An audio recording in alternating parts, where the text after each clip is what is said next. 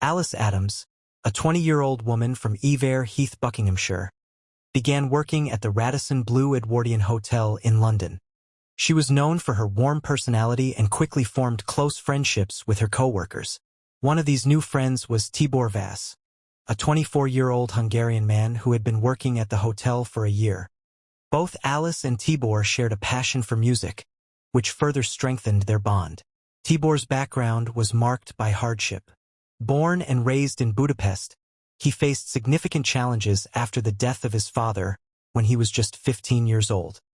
His father's passing left the family in a difficult financial situation, and as the eldest sibling, Tibor took on the responsibility of supporting his family. Although he applied to the University of Budapest in 2008, he was not accepted. Nonetheless, he continued working and striving to improve his situation. Eventually, Tibor moved to England in search of better job prospects and found work at the Radisson Blu, where he sent a portion of his earnings back home to help his family. Another person who worked at the hotel was Atilla, a 31-year-old Hungarian man who had also moved to England seeking a fresh start. Atilla was openly gay and had faced severe discrimination in Hungary, leading him to seek refuge in the UK. The societal challenges and lack of acceptance in his home country made him feel as though he had little opportunity for a fulfilling future. Seeking a new beginning, Atilla moved to England, where he hoped for a better life. He was a highly skilled hotel employee and had worked at various hotels worldwide, including the US. His dedication to his work earned him the Employee of the Year award multiple times, and by 2011, he had risen to the position of manager at the Radisson Blu Hotel. When Tibor arrived in London and began working at the hotel, he quickly struck up a friendship with Atilla, who had been working there for quite a while. Atilla, also originally from Hungary, took it upon himself to help Tibor adjust to his new life in a foreign country. Tibor's mother was reassured knowing that her son had someone to look out for him. Over time, Attila's generosity extended beyond just helping Tibor get settled. He offered him a place to live rent-free in his newly purchased London apartment and only requested Tibor's assistance with the house chores. Tibor accepted the offer, grateful for the support, but soon realized that Attila's intentions weren't entirely platonic. Atilla had developed feelings for him, feelings that went beyond friendship. However, Tibor wasn't interested, and he made it clear, setting boundaries that Atilla couldn't seem to accept. Attila's feelings deepened into jealousy when Tibor began a relationship with Alice, a fellow employee who had just joined at the hotel. Despite Tibor's clear rejection, Attila's emotions spiraled.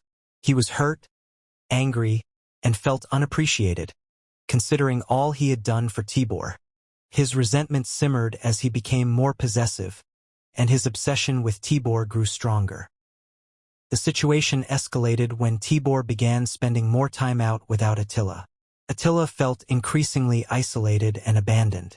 Also, Tibor had been accepted into the University of Budapest and was planning to return home to pursue his studies. This news deeply troubled Atilla, who could not bear the thought of Tibor leaving and feared that their bond would end once he went back to Hungary. One fateful evening, Atilla invited Tibor and Alice to his apartment, apparently to celebrate Tibor's acceptance into the university. Tibor, thinking it was just a friendly gathering, agreed to join.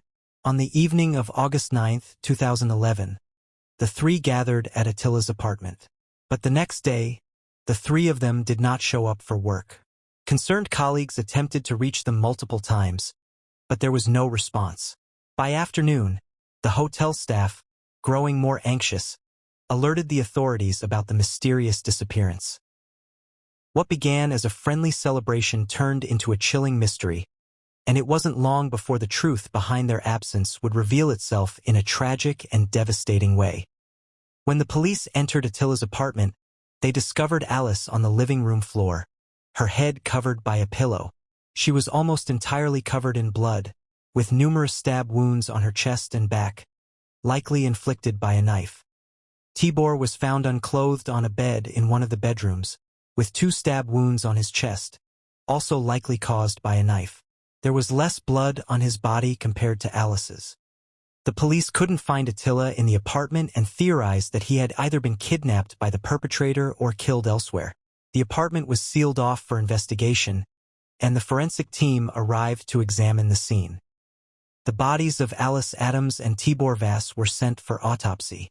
The autopsy report revealed that Alice had 22 stab wounds on her body, mostly in the chest and back. She died from hemorrhage due to these injuries. Tibor had 2 stab wounds on his chest, which hit his heart, causing him to die from hemorrhage as well. DNA from a third person, identified as male, was found on both bodies, indicating that this individual had been intimate with both Alice and Tibor. During the investigation of Attila's apartment, forensic teams discovered knives, likely used in the crime, along with bottles of alcohol and traces of unlawful substances. The first 2 days of the investigation were intensive, with detectives meticulously combing through the apartment for clues. However, on the 3rd day, a peculiar situation arose. As the team prepared to continue their search, they found one of the apartment's doors mysteriously locked. It was unusual because no officer had secured it, and all doors were expected to be left open for easy access. When they tried to force it open, they found something even stranger. A bed was positioned against the door, effectively blocking their entry. This was a clear sign that someone had deliberately placed the furniture there. The officers managed to move the bed and force the door open, revealing what lay behind it. What they found in that room would send shockwaves through the investigation and unravel more of the dark truths hidden within the apartment. When the officers searched the box spring bed, they were shocked to find Attilla Ban inside, alive. They had assumed he was either kidnapped or dead. Attilla was unclothed, covered in blood, and intoxicated. He had deep cuts on his arms, neck, and buttocks, likely from a knife. When asked what had happened, he could only gesture, indicating he couldn't speak. The officers were puzzled about how Attilla had entered the apartment unnoticed, given it was under police surveillance. However, they soon realized that Attilla had never left the apartment. Since the day of the crime, he had been hiding inside the bed, a spot the officers hadn't checked. Attilla was transported to the hospital for treatment of his injuries. Once he had recovered, detectives interviewed him to piece together the events of that night. Though initially just a suspect, the conversation soon led to Attila's confession. He revealed the details of what transpired on August 9th, offering a chilling account of the night's events. He explained the trio had gathered to celebrate Tibor's acceptance to the University of Budapest. They had alcohol and snacks, and Attila had used a substance to increase sexual drive, which he claimed contributed to the escalation of events. He stated that the evening progressed with the 3 engaging in consensual sexual activity. However, Attila experienced a sudden and intense rage, likely fueled by the effects of the substance he had consumed earlier. This rage led him to grab a knife and fatally stab Alice 22 times. Alice attempted to flee but was unable to escape the living room. Attila then placed a pillow over Alice's face, stating that he found her expression too disturbing to bear. Turning his attention to Tibor, who was intoxicated and unable to defend himself, Attila stabbed him twice in the chest, causing fatal injuries. Attila then proceeded to bathe Tibor's body in the bathtub, attempting to clean the blood from the young man. Attila then made several attempts to end his own life. He initially tried to electrocute himself in the bathtub but failed. Eventually, he created a hiding place within the box spring of the bed where Tibor's body lay. Attila collected some supplies, including water and his phone, and slipped into the space between the mattresses. He disguised the hole with a sheet so no one would notice. Hidden inside, he accessed the internet on his phone and posted on Facebook, expressing his wish to escape this nightmare. He also made small holes in the mattress to keep an eye on his surroundings. For 2 days, Attila remained concealed while detectives and forensic teams combed through the crime scene. When the police couldn't locate Attila, they traced his phone to within a 300-meter radius of the apartment. They never imagined he was hiding in the bed the whole time. During the night, after the police left the apartment, Attila would emerge to eat, drink water, and use the bathroom. Leaving the property was impossible because a police officer was stationed at the door. Additionally, his apartment was on an upper floor, so escaping through the window was not an option. On the second night, Attila attempted suicide again but was unsuccessful. The police officers who investigated the case described the scene in Attila's apartment as something straight out of a horror film. The space under the bed where Attila hid for 2 days was filled with blood, urine, and feces, producing an unbearable odor. After receiving treatment for his injuries, Attila was formally charged with the crimes and taken to prison to await trial. The case drew significant attention in both England and Hungary, as 2 of the victims were from Hungary. The story seemed like a horror movie, and newspapers called Attila the monster under the bed due to his 2-day hiding place. Alice Adams' mother, Sarah, expressed that the entire family was heartbroken. She shared that one of her daughters began experiencing panic attacks and underwent a drastic change in behavior after losing her sister. Alice's death was a devastating blow to the family, affecting their lives deeply. Tibor Vass's mother, Rosalia, also spoke about her son.